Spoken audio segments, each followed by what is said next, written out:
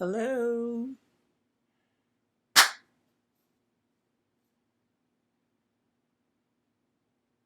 3, 2, 1.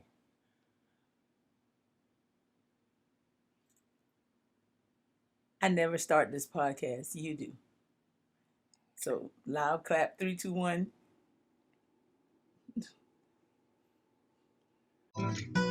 Now tuned into the. Turn the music up in the headphone. Hello, everybody, and welcome back into another episode of Labeless. We're trying something new this time with a little video as well as a little audio. I'm joined with Kimberly Bell as always. As always, yes, his better half. Thank you. How you been? I'm making it. Yeah, You know, a lot of shit going on. don't. 2020 is Game of Thrones. It's like It's like the Hunger Games. Hunger Games, Last Man Standing for sure. Mad Max after the Thunderdome. So, what do you want to get into today? What you want to start with? I mean, we can basically start anywhere and get everywhere. If that makes any sense. It makes no sense at all. It makes perfect sense. It's kind of the same thing you do when I ask you what you want to eat. No, I know what I want to eat. You, on the other hand, sir. But anyway, hi guys. Welcome and welcome back to our fabulous podcast, Label-less, where we discuss a little bit of politics, a little bit of South Carolina politics, a little bit of national politics, a little bit of current events, a little bit of what we like, a little bit of what we don't like, a whole lot of what I don't like. Amen for that, for sure. Yeah, so it's been a crazy year. You know, COVID's kind of taken over a lot of things, and things have been shut down for a while. We've been hunkering in for the last 4 months, and it's been interesting. Yes, March, April, May, June, full lockdown. Absolutely, and I think the COVID. I think we both decided that with the COVID happening, it's kind of lended itself to a lot of other things to be able to happen. Such as, for those of you that don't know, I've got a really bad memory. Well, I mean, because of I think the COVID has caused people to be more aware of the problems with the cops that was going on. Oh, absolutely. Like being in your house, staring at the news, staring at Twitter, watching Instagram. For those of you that have become TikTokers, being on TikTok, everybody is basically in the fishbowl together. Right. It's like there's no way to get away from anything that's going on. And so you when you're more present, it's easier to be aware and they really care. And I hope that care keeps going on. Yes. I know you're the type of person to care. I hope people are absolutely caring and not just engaging because it's on their phone. Well, hashtag activism is very easy to do. It's easy to tweet a lot or post a lot. I was guilty of that for a while, a lot of posting, not a lot of doing. But now I'm trying to take that struggle to the street. That's what's up. Take the struggle to the street. Which brings me to what I was talking about the other day with the protest and branding, like Black Lives Matter. That's basically the focus of so many things, from the protests to the people taking issue with what it means to say Black Lives Matter. People taking issue with companies who hashtag activism Black Lives Matter, and then they come up with some sort of commercial and then find a way to sell you something. Yeah, I think that's part of the problem with, you got to make sure it's not just performatory, There has to be a little substance into that whenever you're trying to do the right thing and say the right thing. Right. I think a lot of people sometimes do get caught up with just saying, oh, well, Black Lives Matter. But so you said that, but like, what's your board look like? What's your executive branch look like? Who are the decision makers in your company? Are you being inclusive as well as being diverse? No, they haven't gotten there yet. I think they've gotten to the hashtag, and then let's find something to sell them. Well, I don't know. I like to believe, I'm an optimist, of course, and I do believe that everybody hopefully is aware of what's going on, and what's going on now is really going to gain some real momentum and some real teeth and really have a change going forward. Yeah, I've seen several people compare 2020 and the Black Lives Matter protests to the civil rights movement in 1968. So, if this is round two, Oh, I think it'd be round three. You gotta go back to Reconstruction, and then Jim Crow. So we've been doing these rounds for a while. So this is round 679. even if you go back to emancipation, you talk about we've been fighting for these rights, these equal rights, these civil rights for a long, long time To in this this country. day. For a long time in this country, and so I do think this one seems a little different. All the killings that have taken place over the last 5 years, um, Yes. they didn't seem to get the same traction as this George Floyd thing that happened, and the Martin Arbery and Breonna Taylor. Yeah, it's like when you get into hashtags and saying people's names, and the list just gets longer and longer and longer. The um, absolute push to change qualified immunity for police officers is the biggest thing. Yeah, yeah. Shout out to Code Switch. I know it's kind of strange to shout out a podcast while you're doing a podcast, but they recently did an episode on qualified immunity on the cops that was excellent. It was extremely thorough, and it really explained how uh, being a cop and there is no real consequences for your actions. Basically. And so I think it's a lot easier. And I was actually talking with my buddy Adam Bryant. I'm going to shout another podcast out, Bryant Land podcast. We were talking about how it's easy to do the wrong thing when there's no consequences at all that can happen.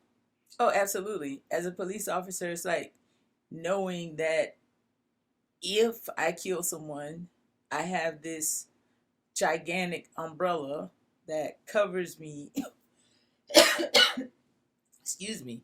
And I can say I was afraid, or I can say, they didn't comply or they were resisting. And one of those simple responses just wipes the slate, and basically get a refresh or a restart, and then sit at a desk and go back to work. I mean, it um, absolutely lends to the tendency to protect yourself, and serve your own best interests versus protecting and serving the community. Yeah, I think the Breonna Taylor incident to me is one that is, she was asleep at home, cops burst in, no knock warrant. Um, the boyfriend fires, they fire back, killing her. And the fact that I think that story has now been said that those no knock warrants in that community were tied to gentrification, where they were trying Right. to clear that neighborhood. And I think that speaks to a bigger problem going on in this country. Yeah. Like Because I most think, like most things, I think. oh, absolutely. I think here they've kind of tried. They're trying to ban magistrates from being able to issue no knock warrants, because they feel like no knock warrants need a greater level of scrutiny from a judge that is actually going to look and not just give it out simply because they asked for it.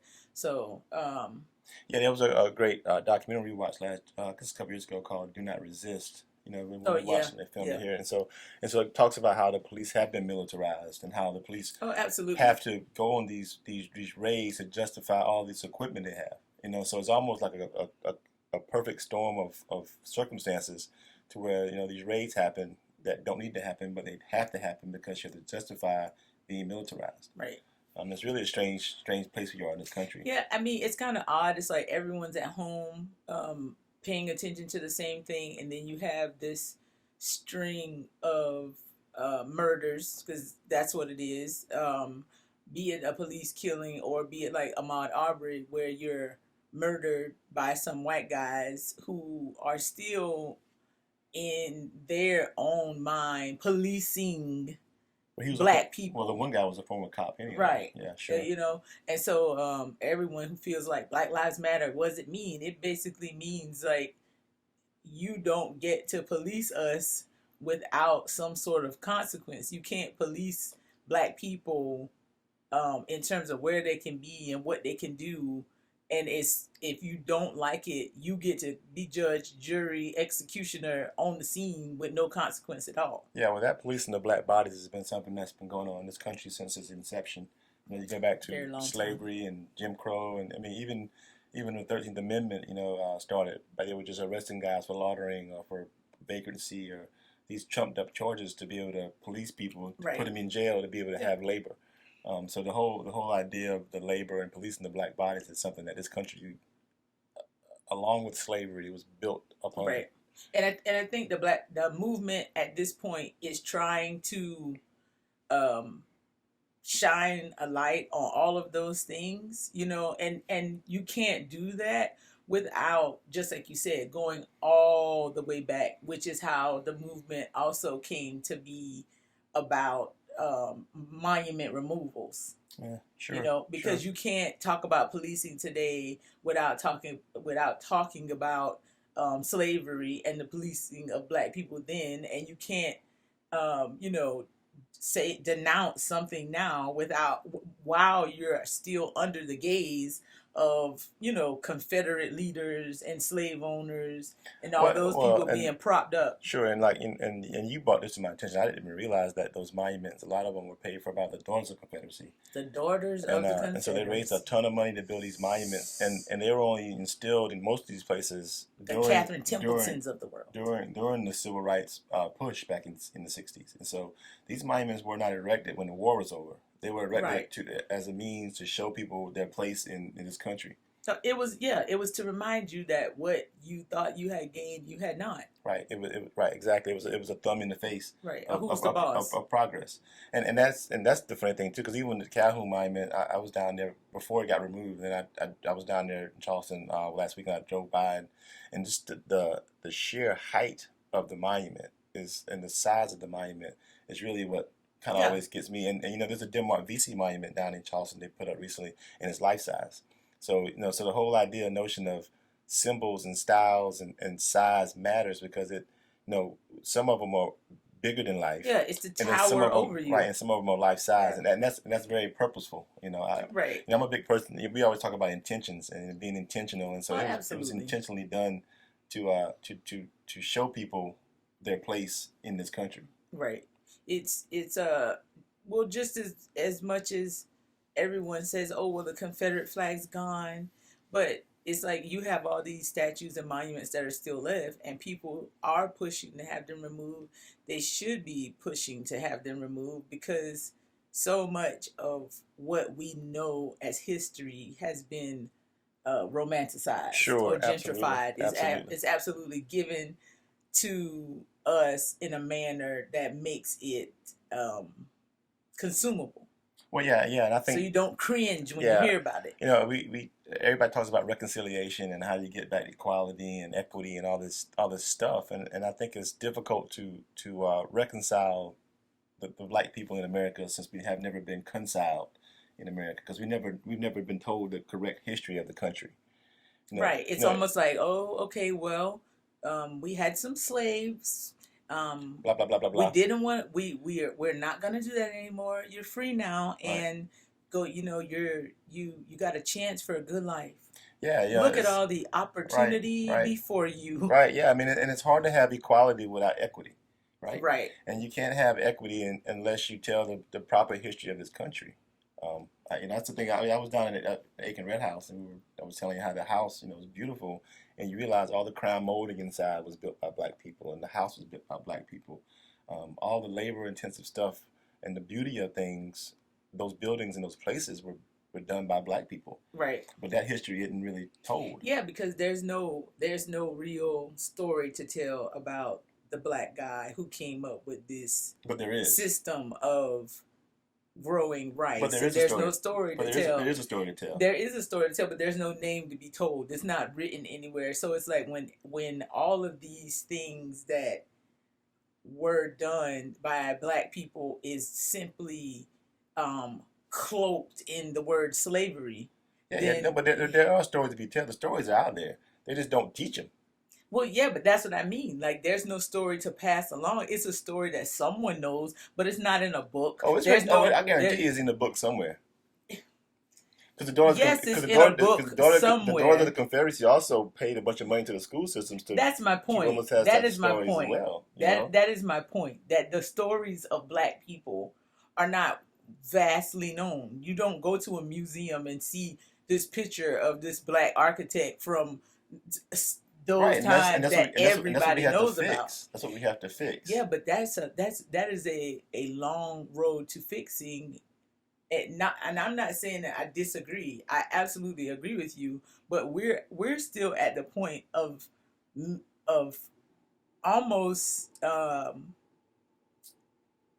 trying to erase the lie.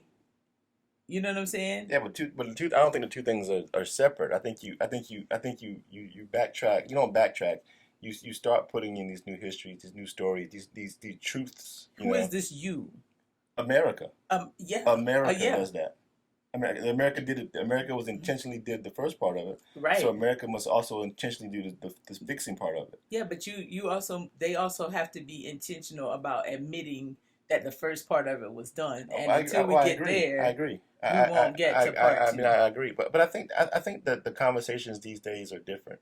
I think the reimagining of what America is, the 1619 well, the 1619 project was an Oh, incredible. absolutely. I'm not saying that So the things work like isn't being things done. like that are in the process of educating people, and people seem to be in a space where they're open to being educated, and so I think that helps. That helps, but let's get into the government administration because until those spaces, like right now, we have what most people in the deepest of the South would call a lily White House administration. Okay. Okay, it also here in South Carolina, we have the fabulous Henry Okay. McMaster. Okay. When you have administrations like these, uh, where will the push come from for any I think the sort? push comes from a school district or from a school board, from a county council, from a city Oh, council. abs- And so I mean I think that's where things have. We got friends that are school teachers. We got friends that work in the school systems, and I think the friends that I know may teach their school children differently this year. You know, even all I think I so. think they would, but I also know that there's been certain changes even to the history that's given that allows them to delete um, people from what it is that they teach, and if they so choose to teach the kids about those people, then they can. Well, that's why I But said what that. I'm That's why I saying said is that that there will be the no. intentionality of it has to be there, Yeah, yeah. and that don't come from the administrations. It, that's how it started. That's how it came. That's how we got here. So I understand what you're saying about individuality and people being intentional enough to take the steps forward. All I'm saying is that those large pushes that will make things a standard while they are happening. And I get it. I can't be that person to be like, oh, nothing's happening because it took, centuries to get here, and it Sure. will probably take centuries Right. to go forward. Right. You know what I'm Yeah. 'Cause I saying? mean, So, well, that's the thing too. You're correct in the history of America is not as long as we think it is. You know, we've only been a country since I'm gonna say 1619. I know people say 1492, but in eh, 1492, you know, Columbus you know, sailed the ocean blue. and so for that instance, you think about the history of America and how long it took us to get to where we are, and and black people only we slaved for what 300, 400 years. Then you got Jim Crow and Reconstruction. Then you got civil rights in '68. So what are we 2020? So that's 40 years, 60 Child, I years. feel like 2020 done been 180 years. But I guess my point is we've only been I considered understand. equal in this country a very short time. Right. And so the race we were running to catch up, we've only been running for a very short time. So in retrospect, and so in order for that race to for us to catch up, My New Balances are worn out. well, because the person's still because the other person because everybody's still running, nobody stopped. So we try to catch somebody that's got a 400-year head start that's still Take me to running. the water station. So I mean so we got it. Certainly it is a marathon. It's not a sprint, but I do believe.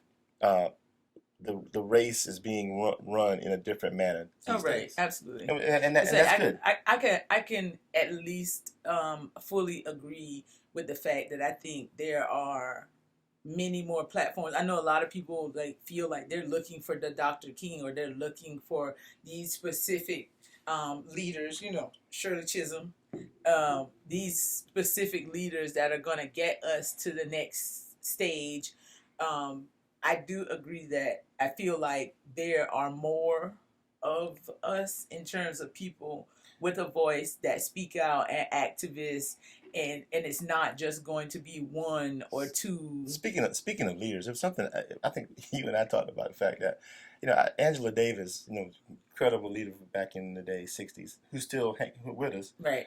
but no one really uses her counsel. It's like it's amazing to me the people that people will quote and follow and prop up, but she should be one of the main voices that we listen to. Well, I think one of the things that's changing now versus the way things have always been is that people quote what's palatable, because the first response is always like, well, you can't be, you need to be you need to be progressive but not too aggressive.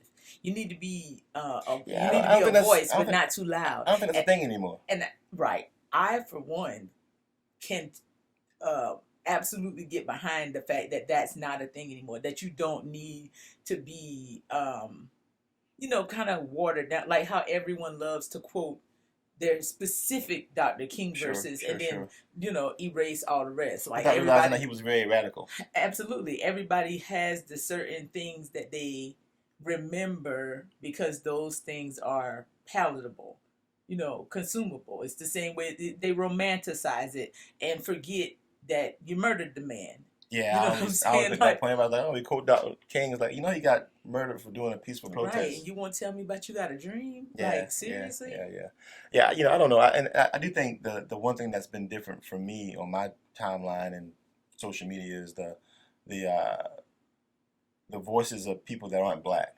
I attended that first march in Columbia, and I was amazed. I was happy to see the diversity of the crowd.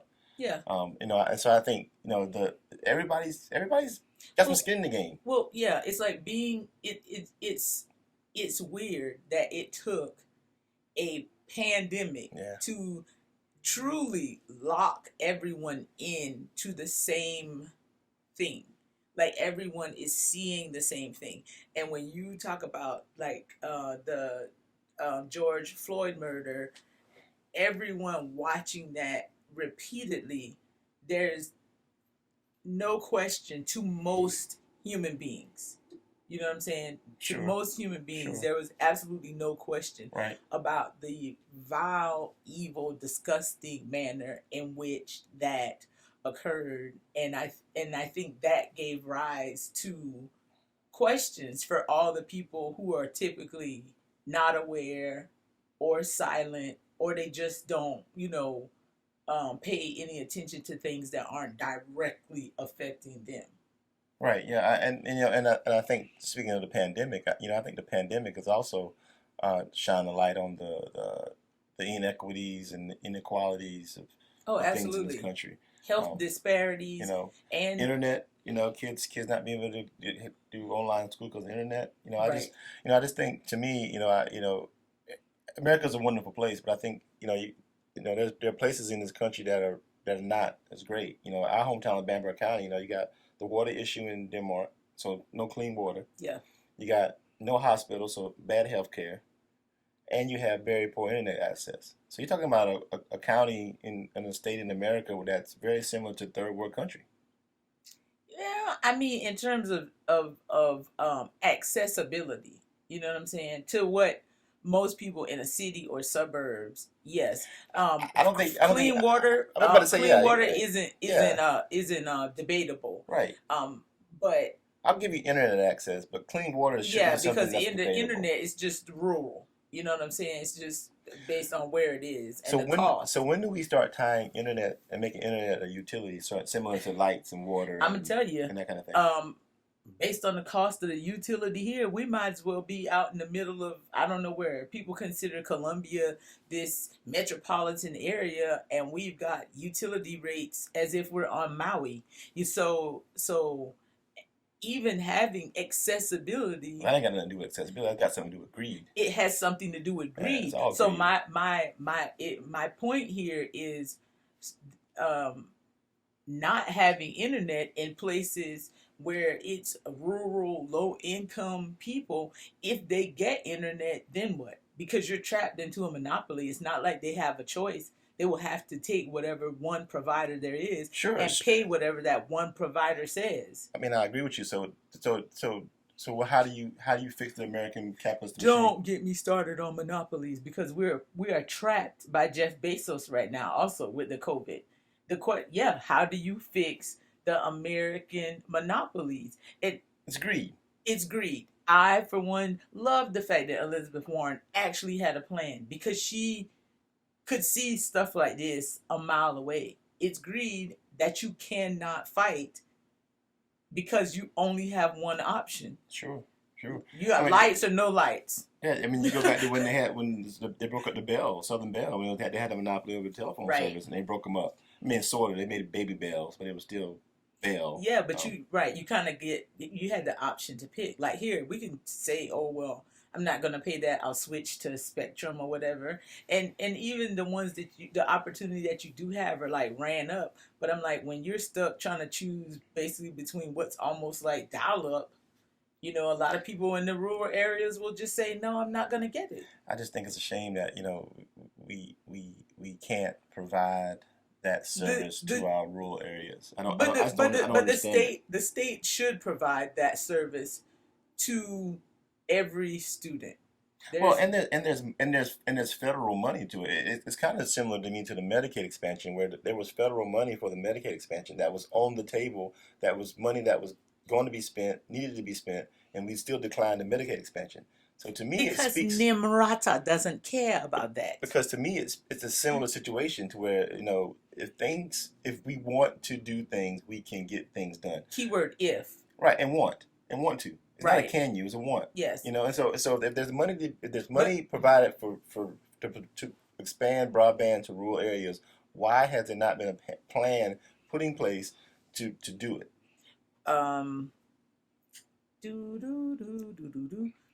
It's one of those situations, which is why I say you have to have elected officials with those sorts of ideals at heart. You have to have elected officials who, and I just got off the phone with one of my friends who is a school teacher, and we had this conversation. I'm like, shout out Sugar Child Soaps, Tanya Durham. We had this conversation about schools and about the fact that until education is made a priority in this state, the education of every child is made a priority in this state over whether or not a business will show up, then we are going to be in the same scenario repeatedly until companies keep coming and saying what they said a few years ago, that, oh, well, they can't come and expand because they don't have a working base that's educated enough. Well, it's like the whole quarter of shame that's been a quarter of shame for 20 years. I mean, that hasn't changed in those counties now 95. Right. I was down in Allendale a couple weeks ago, and they're trying. It's a beautiful little town. They've done some stuff on the main street. It's fantastic. They got some people down there doing some wonderful things in the arts. But it's tough because it's hard to attract people to a place that doesn't have the amenities that people want to have, like a hospital or a grocery store or a nice restaurant. Even the fact that the slogan, our fine, fine governor, keeps using the business of South Carolina is business. I'm like, bro, what? Yeah, it don't make any sense. Yeah, I've always thought that the business of any place or anything or any company or whatever it is that you have going on should be the people. And how you treat the people of that place. And if you treat your people in any situation, I think, in the state, in the businesses, in the schools, if you treat your people with care and empathy and compassion, then that grows your company, your state, your business into something that everybody wants to be a part of. If you don't educate, like everyone goes on about the workforce, but if you don't educate the students, then you have an uneducated workforce, which makes you a hub for what? Other than service industry jobs or jobs on a certain level of manufacturing, not even every level of manufacturing, because you have a bunch of companies that pretty much say they need people to have a certain level of education so that they can train them because they need to use machinery. Yeah, So and that whole that whole the machining business has changed a lot. it Manufacturing has changed a absolutely lot. It's not just somebody running the machine. It's a very skilled job. right, You know, sophisticated yeah, yeah, of yeah, sorts. yeah. And so I'm like, you can't have this, even if you play into the America First notion, this America First ideal. There is no way that you can truly believe in America First if you fail to educate America's children. Yeah. Well, That is crap. yeah.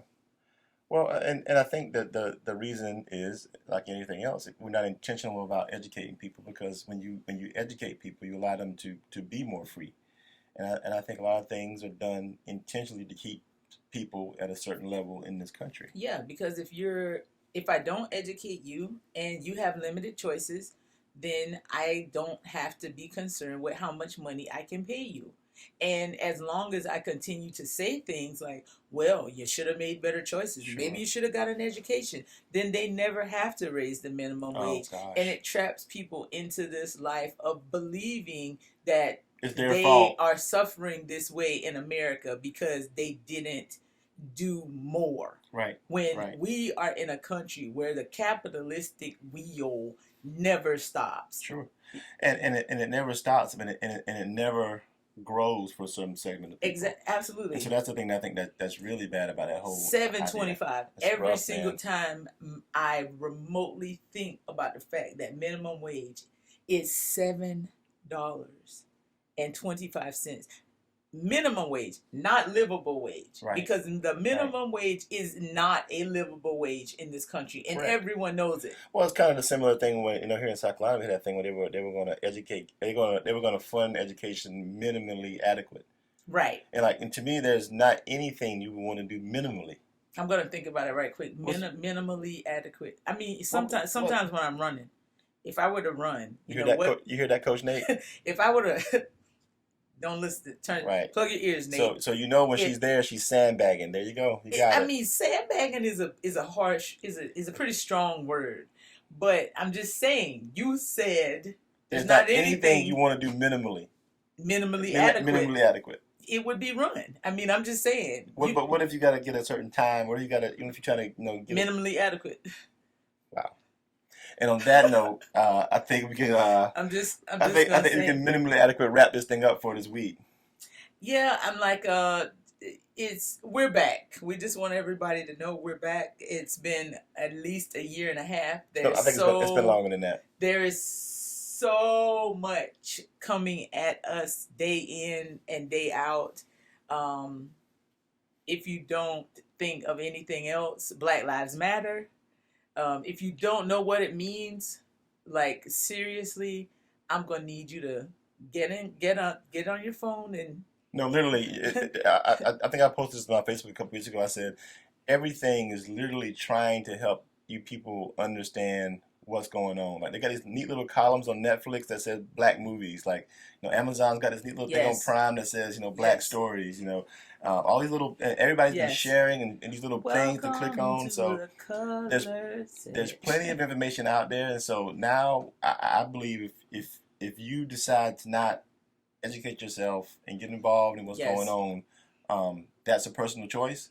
But I'll tell you, if you don't get involved, you're going to get swallowed up because this thing's a thing. Yes. And we don't want people that have spent the majority of their life feeling like racism is not real. We don't want you guys to miss the boat.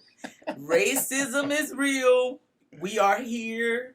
We're at that ticket line where everyone's going into the movie theater to watch the live action flick. Racism is real. Right. It's 2020. Get your ticket. Read your books. Go on Instagram. People are literally posting book lists. It's amazing. It's unbelievable. Lists, unbelievable. All sorts of stuff just to help everyone arrive at the same spot in history that we already knew was going on. Of course, we've known it for a long time. We're just happy that other people Absolutely. have finally arrived, and we don't look crazy now. You're welcome. To us or to them? Not you're welcome, but welcome. Welcome. Right. You know what I'm Right, saying? right. To living as a black person. Right. Basically, that's what COVID has given to the world. Amen. Or to America, at least. And I will tell you, it's good to be back. It's good. Yeah. It's good for our second season opener, right? Yeah. We will get into it. Yeah. You know, so what do you like? What do you love? What are you seriously not liking? I don't really have anything this week. My serious not like, other than the governor.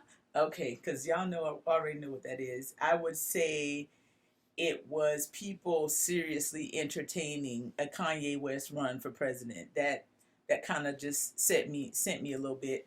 But what am I loving? I am loving everyone that is absolutely on Twitter using that platform to post book clubs and, you know, movie watch lists and, you know, just informational flow that is free and that people are using to, you know, just reach out and network and get in contact with other people. It's like it's a wonderful thing. Just keep doing the work, people, and we'll be here to help try to keep doing the work. But just keep doing the work. It's a marathon, and I think everybody's running. A lot of people are running now that weren't running before, and it's nice. And so everybody keep doing the work, and we'll see you guys hopefully next week.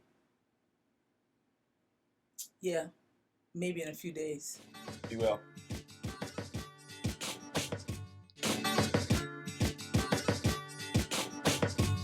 They say they never really miss you till you dead or you gone. So on that note, I'm leaving after this.